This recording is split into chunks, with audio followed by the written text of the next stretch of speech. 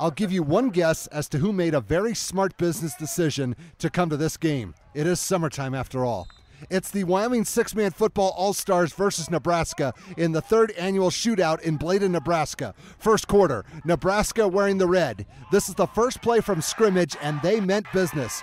Travis Hoover of Hyannis to Wes Anderjaska of Juanita Palisade, and the latter is clocking in early. 65 yards. We have only played 14 seconds of this game, and the score is already 6-0. It only took Wyoming about 1 minute to respond. This is Seth Bennett from Matitsi. He's following the plan and then realized he was heading towards the Nebraska sideline. He'll reverse course and find the camera. He has one defender in pursuit, but watch this hit. Cameron Ray of Midwest just laid out Zach Peterson of Silver Lake. Bennett scores on a 33-yard run plus a 2-point kick to put his team ahead 8-6. After a turnover on downs, the visitors were at it again. This is Sterling Baker of DuBois. If you saw what he did late in the Shrine Bowl, then you know this play was similar. When it was all said and done, 5 guys missed, and he's taking off for 49 yards. He and his 6-man teammates were not messing around. Now the score is 14-6. After another turnover on downs, here comes more. This is Story Penning of Hewlett, and I don't think anyone touched him. 16 yards is a short distance in 6-man. Wyoming was establishing control, up 20-6 after the first 10 minutes. Second quarter, they could do more than run. There was some passing in this game. Ray is going to find a wide open Andrew Engelman, also of Midwest. He might have scored had he not been looking behind him. Still, this play ended up being a 46-yard pickup down to the Nebraska 14. A few plays were designed specifically for the Midwest Oilers. After a penalty backed them up, Ray is looking for his other teammate, Casey Guzman, 27 yards. Guzman juggles and the ref says no. That would have been awesome, but our angle was blocked, so it's hard to tell. Good effort, though. On the other end of the field, the home team was trying to put its act back together. Jericho Vieira of Maywood wants to run, but the road is blocked. Then he finds Philip Parker of Sioux County 6 yards away, and the easy road is sometimes the best way to go. They are right back in this game, trailing 20-12. This was not a bad time to pull out a trick play. Nebraska onsides the ensuing kickoff. Wyoming cannot handle it, and Parker will get his second straight highlight with the recovery at the opposing 38-yard line, and they were in business again. Or so they thought. On the next play, disaster struck. Vieira tries to take off. Austin Tharp of DuBois got a hand on the ball and knocked it loose.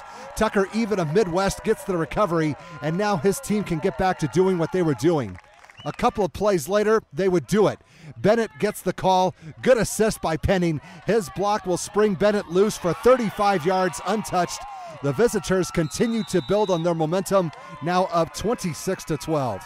Moving on, this time Wyoming pulls off the trick. It's a reverse to Tate Stinson of Saratoga, and he has a lot of open field ahead of him. 43 yards and one potential tackler who will not stop the Panther. That would make this a 32-12 contest going into the locker room. Third quarter, and just like the first quarter, this is also the first play from scrimmage. Bennett again. He's heading to the Can-Am Games to play for Team USA, and here's 45 more reasons why he got invited. He impressed some coaches in Texas last year as well. This game is starting to get a little one-sided with the scoreboard reading 39-12. Here comes the defense. Vieira is trying to make something happen for the home team, but this play was not meant to be. Stinson will tip the pass, and Bennett will haul it in for the interception. He'll get a decent return on it, but a block in the back penalty would back them up. It's all good. Wyoming has the ball again. That is what matters. Baker would have a TD run called back on a hold, so on the next play, they would try something else. Penning again, he too will hit the brakes and sees that the Wyoming side of the field has more room to run. 49 yards untouched. The visitors were running all over the place in this game and now lead 45-12.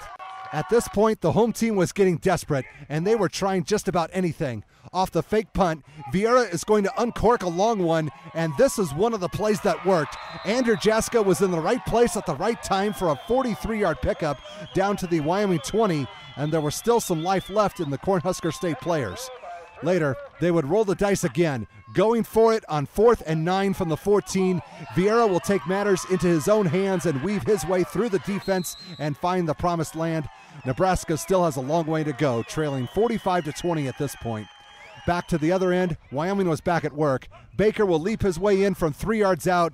He's also going to the Can-Am games. It's a 52-20 score, and that was the score 2 years ago with Wyoming trailing before they pulled off a miracle comeback.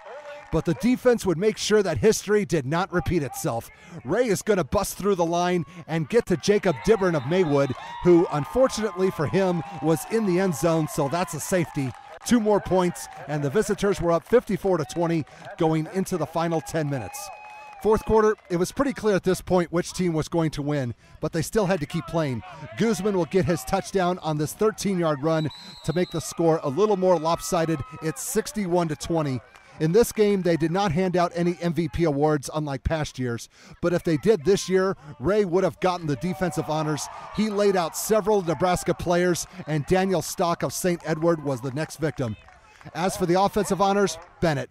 3 TD runs and a TD throw. This one, an 11-yard pass to Stinson. That was the only passing touchdown of the game for Wyoming, on top of 9 rushing scores. Now it's 68-20. Credit to Nebraska, they did not quit even though they were outmatched. They would get the last score of the game as Andrew Jaska will go 17 yards for Austin Miller of St. Edwards as they tried to make the final outcome a little more respectable. As for Team Wyoming coach Matthew Jensen of Matitsi, he looks like he could use a bath. His first year of coaching 6-man football, and he led the Longhorns to a state championship. Well done. Team Wyoming makes it 3-0 lifetime versus Nebraska. They kept the trophy by running over the Cornhusker State, almost literally, 68-26.